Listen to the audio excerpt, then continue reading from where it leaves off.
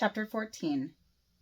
7110, he picks. I feel him shift his shoulders up and down. I wonder if he's starting to feel the same aches as I've got. We've likely spent an hour back to back sitting on the floor playing this game. Water, I circle the square. I pick 60, 130. Land, 90, 140. Books counters. I mark my triangle to indicate a land strike, then look for his choice. Another land strike. Circle. Land, 70, 140. Building, he reveals. I star the square. Last time he had one mega island in the middle, but this time I didn't hit anything central or on the left. All my hits started happening when I started going to the right side of the grid. I changed my strategy to figure out his island borders. 70, 140. He missed everything. Circle. Water. 70, 120. I pick. Land. I cheer internally and mark it down as he lists his next choice. 90, 110. Circle. Water. He tells me he looks like he's trying to grid his way around the wrong section of my map, likely trying to figure out what my island looks like. 90, 140. Water. 70, 70. I X the spot and then check and mark his choice. So far, none of his shots have been to the right side of my map. He's focused on the wrong side. I tell him land. 70, 160. Water. 70, 130. He chooses better than I did. I seem to have found a pocket of water to jump around in. I place the appropriate markings. Land, 90, 120, I ask. Royal loss, he says. It's the first time I've won against him. A royal loss is a total loss of the game. I wake to the cart's momentum slowing. It hadn't taken long for my eyes to clamp shut because of the lack of sleep before between the lack of sleep before the kidnapping, the poison, adrenaline crash, nausea, and sitting down for a long trip. I haven't had a decent meal in a while either. I wonder if he packed any other side food. Thinking twice on it, I go inside my bag to find whichever granola bar or squash cake I can find first. It's a squashed rainbow sprinkle snack cake with icing. It's not great for nutrition, but I just need something. I eat it too quickly. I eat it too quickly and lick the packaging. I debate diving back in my bag for something else. I'm starving and need the energy, but I don't know how much food I can trust to eat. What if I need it later? What if I throw it up all again? My clothes inside give me an idea. I climb to the front of the cart. The heat hits me just as I take in the desert surrounding us. Why are we in a desert? This has to be the Sun Kingdom. It figures that the Sun Kingdom would be in a desert. I shake that thought for later. I close my eyes so the nausea stays away. Now that I'm out in the open with the view of things, I don't want to chance it. The sun feels warm up here. I'll have to remember not to stay in the sun too long or I'll end up burnt. My eyes open for a moment of fear, but it's not needed. Sun has been out here the whole time, but his skin is still pale. How is that possible? I shake my head. Maybe it's a fairy thing. Now that no one's pretending I'm a fairy, can I wear some of my normal jewelry and clothes? I ask. No, we're in unknown territory. It might be better to pretend you're a fairy. He has one good point. I notice his hair is drawn back into a ponytail with a string now. My thoughts align more with maybe the Sun Kingdom is different, but maybe not. And how convincing of a fairy was I asked to prove my point. Like a child playing in their mom's makeup? And he didn't even see how it looked before it was fixed at tease. All it took was one moment of Titan not glamoring my image to everyone and I was caught. So are you going to do that then? I close my eyes when the fuzzy dizziness comes back. Not much for natural ability in it. I can do minor illusions to others when up close. That's why I always wore the crystals, borrowed power and focus. An embedded glamour to conceal me from everyone. Interesting. Crystals that aren't allowed because it's a visible reminder that someone could be doing an illusion or glamour to hide something is exactly the thing the royalty was using to hide Sun all these years. And you never took them off? I ask. They were supposed to conceal my wings. We could never show my wings to anyone. I always wore 2 anklets of crystals to ensure I always had glamour and backup glamour.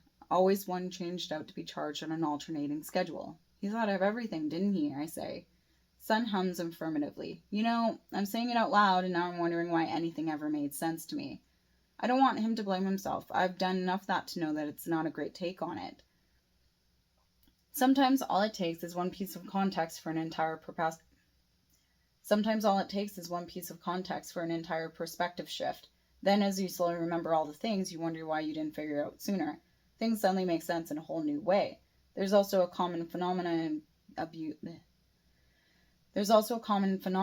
in abused children that they often have no idea that they're living with an abusive parent until someone points out that something is abuse or isn't normal in a healthy family household. It's because they know nothing else. I wasn't abused. Son rejects the idea. Many who are abused do that at first. I did. Well, let's start off with the kidnapping. Yours, not mine. I get ready to list what I know. No. I concede. I'm not going to win this one. You don't need to start listing everything chronologically. I smile at the win. We've slowed to an extent that I open my eyes. There's nothing but desert and no longer a blur around us. Are we here, I ask? I hope so. She slowed down on her own.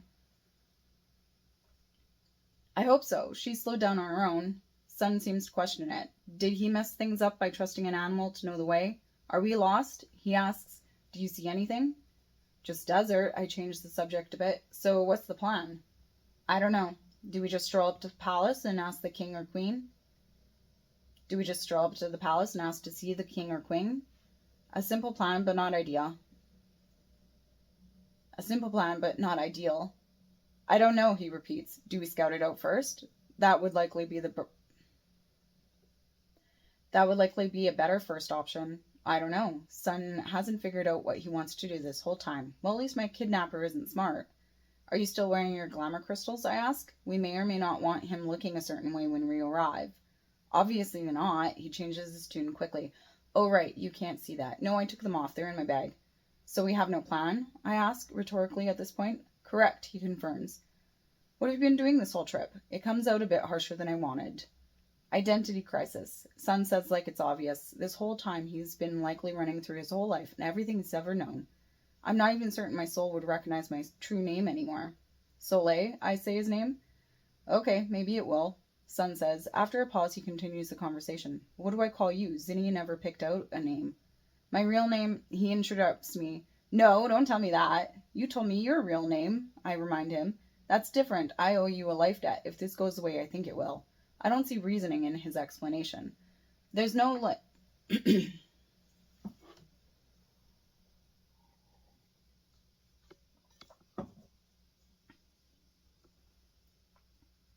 There's no debt. Just figure out your messy identity crisis and get me home safely. I quickly follow up my dismissal with an introduction. It's Jaiden, by the way, but Potato called me Blondie and Cheshire called me Sparkles.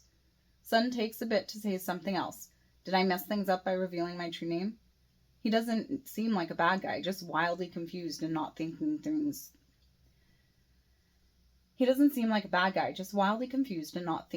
Through. No one's ever told me their real name before. I don't even know Zinnia's real name.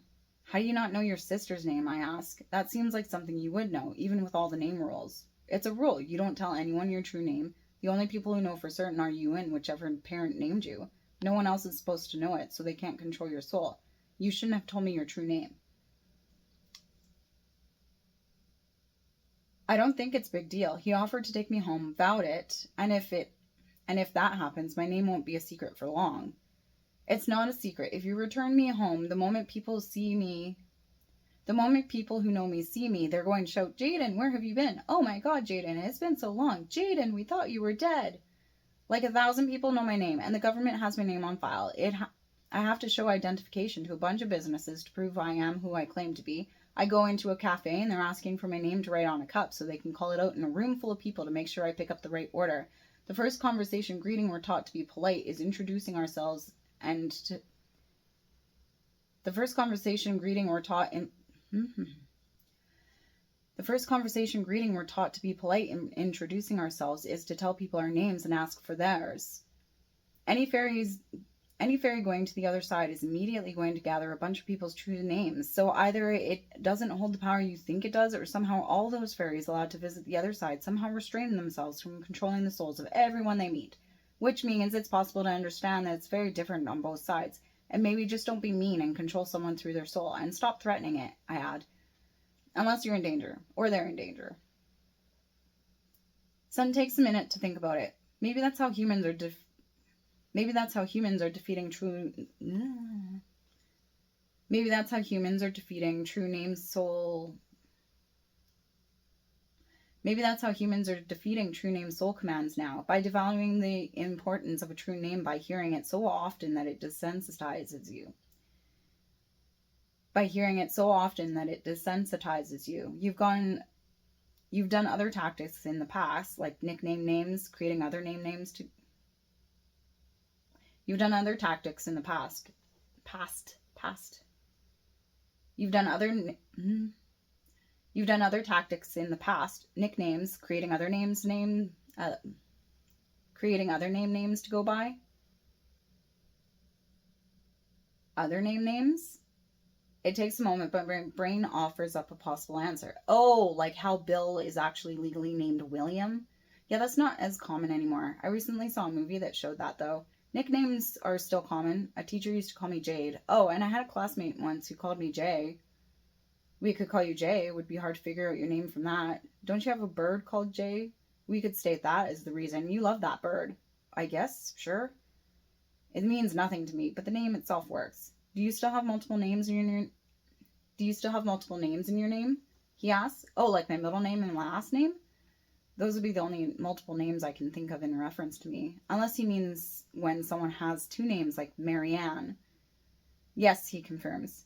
Yes, basically everyone has multiple names now. It's widely commonplace. It's also common for people to have multiple middle names or last names hyphenated. Don't tell me them, Son says gruffly. I find a little amusement in it, but I agree silently that I won't end up telling him the rest of my name. Even if I did, I could just then confuse him with the multiple possible last name issue I have. I shrug. That's not much of an issue. I don't like them anyway. I never really liked my middle name. I pretended it never existed except for legal papers. Most people are like that, actually. The only people I know who recognize their middle name are people who hate their first name or they were named after someone important. And I'm not sure I identify with my last name anymore. That's worse, don't tell me that. His words make me think. If someone doesn't register or claim a part of their name, would a soul command not work with that name? He mentioned that he wasn't certain if his true name would work in a soul command for him any longer. Could that actually happen? Could a person change their true name to something else and end up with a soul command working by the new name and not the old one? Is that why the nicknames of things change sometimes? It has to change before a soul recognizes it as the true name? It's fine, I brush it off. I have soul protection. It should save me from a soul command, unless that's another thing that's been lied about. I think it wouldn't be fine if I decided to command your soul. By the rules, I can now do that if I choose to invoke a debt. Then just don't do that. It's that easy, I tell him. That's the expectation. That's the rules, he says. I'm tired of fairy rules. I take a quick heavy breath in and out. Then why do fairies who constantly visit the other side or have other side influences not care as much about knowing true names or sorries or thank yous? I made every mistake along the way with my true name revealing and please and thank you and sorry, and everyone just told me not to and moved on. You're a child, you're going to make mistakes. There's allowances for that. He's not much older than I am, yet he tries to set us apart. Is it that, or do most fairies outside the palace not really care to enforce that rule anymore? How often do you get outside the palace and talk with people? This is the first time I've been beyond the inner palace gates, Son reveals. Wait, seriously? Like, never ever? I thought that was just an exaggeration. Yes, never ever. He confirms using my words. I've had the best teachers from far and wide, but always heavily supervised to prevent assassination or to stop anyone from finding out about my wings. The Lord would test each person before they could see me to see if they could see through the glamour. No sense in leaving the palace if someone could discover my secret. That's a terrible long-term plan. Okay, so then that ends up with you becoming a king who has no idea what his people are really going through. You just have to trust what people tell you. If an official tells you that everything's perfect, but really the official is using funds to hoard luxury while the people starve and the cities fall into ruin, you'd never know. If you have people who love the other side and bring their customers over to accept sorry, then you'd never know that. Or if you have a small faction of fairies going around destroying portals. Son interrupts. There's fairies destroying portals? He doesn't know. On purpose, yes. They apparently hate the other side and the council so much that they destroy the homegrown portals. I don't see an issue with fairies destroying illegal portals, he says. And that's not just illegal portals, I correct. Sun tells me what he knows to be true. The only portals allowed are those owned by the royal family. We have a forest of portals to everywhere on the other side, just outside the palace. If they're just outside the palace, why wasn't I returned immediately? Clearly not, I oppose. The people I was with said that theirs was an official portal, and it would take a long while to get another portal permit approved, never mind grow another portal. No, the only official portals are the royal portals. He's adamant. No, I reassert. Clearly your officials and people have a different set of rules and system that you have no idea about since you never leave the palace. That'll change once I'm in charge. No one should have illegal portals. They'll all need to be shut down and officials severely punished. It's too dangerous. Tyranny expressed in a few words shows a possible bleak future for the fairies in his ruling. This could go bad easily. Why? I don't skip a beat. I don't want to give him a chance at actually answering. Obviously, those who have portals are sticking to treaty rules or you'd have a problem with the council. You should regulate them and have an official listing of portals, but to take them all away when there's been no other harm than to your pride would just make your people hate you and hide the portals more. The officials should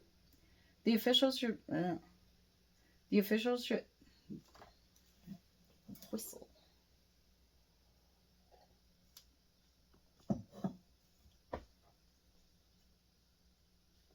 The officials should receive a minor punishment varying by levels of corruption. An official who allowed select people to have a portal with high regulations of their own, collecting a bribe to repair a roadway, is vastly different than an official who collected any bribes from anyone to make another gold palace while his city rots. Besides, how are you going to do anything if you never leave the palace to learn about anything going on? That'll change when I'm king. Sun makes it sound simple. He's not thinking things through. And the people will revolt against you, and they'll be justified too. One person with illusion blindness is all it takes to show that you're actually an imposter. You think anyone's going to believe the baby snatching story after you're caught? And you try to claim you've been the same prince all along and just glamored to show someone else? No, they're going to think you killed the real prince. No, they're going to think you killed the real prince and took his place. Zinnia will tell them, he says. I poke a hole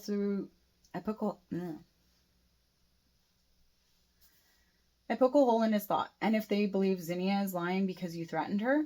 Sun smashes the reins in his hands against the chariot and lets out a frustrated yell. Calm down, that behavior isn't appropriate. I readied myself for the unicorns to freak out, from the reins biting at them. They stop their trot completely, with squeals, then snorts of their displeasure. I feel sick from the suddenness of it all, from the danger. Who says it's not? He snaps at me, turning around as much as he can in his spot now that the cart is still. I do. Physical outbursts during anger shows a lack of control and a willingness to hurt things and those around you. You don't care about who gets scared while you're doing it, so stop it. The words of practice, words I wish I could have said 1,000 times to someone else. His eyes are wide and wild, dangerous. Only small children get scared of men who show frustration. Everyone smaller than that man gets scared of the men who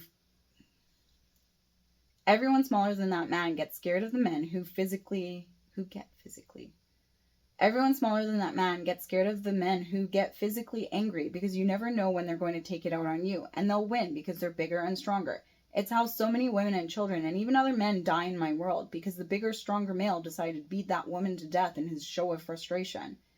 His head rocks back with shock. I see instant intensity lost and his muscles losing tension. So you're scared of me just now. I don't know if I should confirm it or not. Look, I get that everything you've ever known is probably a lie and you're freaking out, but that doesn't mean you can just go smashing at things.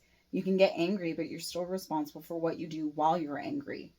With each passing sentence, his voice comes down in sharpness and in volume. So you don't hit or throw something when you're angry.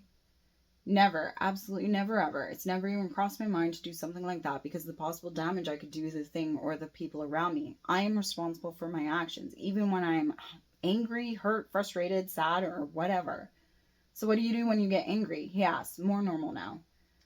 I try to think of a few healthier things I do when upset. Eat, work out, clean, cry. Only babies are allowed to cry. Sun's voice hits a rough edge again, but in a sad way. Every single person on this planet cries, no matter what they like to tell people otherwise, but it seems like there's a whole lot of parents out there, including my father and yours, who tell children to never cry. It angers them to see people crying for some reason. Makes them so uncomfortable that they're telling children that only babies cry. Then they go off and smash a chair because you said the broccoli was gross and didn't want to eat it because it had black spots and brown smushiness from where it was rotting away, which you later threw up because it was obviously turning bad. And then they tell you not to cry as they smash a glass into the wall and storm out to their room. Then you're the small child who tries to never cry again because you don't want another glass smashed and that Then you're the small child who tries to never cry again because you don't want another glass smashed that you cut yourself on trying to clean up. And you believe when your parent tells you that only babies cry because dad's always right. And you never again comment on gross food even when you get food poisoning from it. You just eat everything because you don't want another chair smashed. You greatly apologize to him for your behavior, your disrespect, and being unappreciative. But yeah, the same man who thinks his behavior is a fine way to show anger thinks crying is the worst thing you could do. I don't know what else to say about it. Son has dropped his eyes from mine to the ground. I'm glad for it because my right eye decides to leak a tear. I make no moves to wipe it away because I don't know what moving might do in the moment. I don't want to draw attention to the tear in case he thinks it's a form of manipulation. So I'm not allowed to physically hurt anything when I'm angry. His question feels off. I don't know why. Maybe it's because he's asking me. Maybe it's like he's asking me for permission. I should have no bearing over him. This is something he should do because that's what he thinks is right. He shouldn't hit things in anger because that's the right thing to do, not because some human he met once said that's how it is. I do know that if this is how he's going to be, I don't want anything to do with him. That's obviously up to you, but I can't be friends with people who I'm scared are going to hurt me in the wrong burst of anger. I feel the wording comes out wrong. It feels like manipulation instead of meaning that he needs to make the decision for his own thoughts, but I don't want to be around if he's going to be a danger to me. We're friends? Son looks into my eyes. I think so, I answer in reasoning of potential danger otherwise. We are not friends. A soft smile turns the edge of his lips upward. It's a rule then. I will never hit anything when I'm angry ever again. I appreciate that. Don't thank him. Another thought occurs. But with one caveat, if you're in danger or someone else is in danger and you're angry and it requires fighting someone to fix the situation or someone dies, you can hit someone then. A red eyebrow raises up. That's highly specific. Says the guy who might be forever more angry at his dad and could try to attack him one day. Says the guy who might be forever more angry at his dad who could try to attack him one day. I don't want your death on my conscience because you promised not to hit anything when angry ever again. I will use logic and ruling for exceptions in cases of danger, he reasons. Good, I say.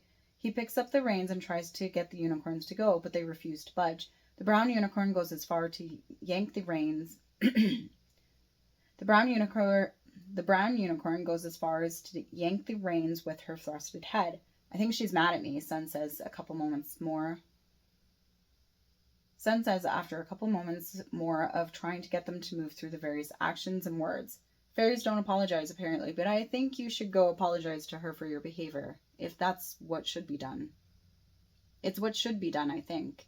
He puts up his finger and wags it twice. He leaps off the cart and hurries around the back. Pass me that bag. He points to a lumpy bag. I pull on the handle. It's heavier than it appears. The straps slip through my fingers at first. I get a better hold on it before passing it over to him. Son opens the top and pulls out a round red fruit. At first, I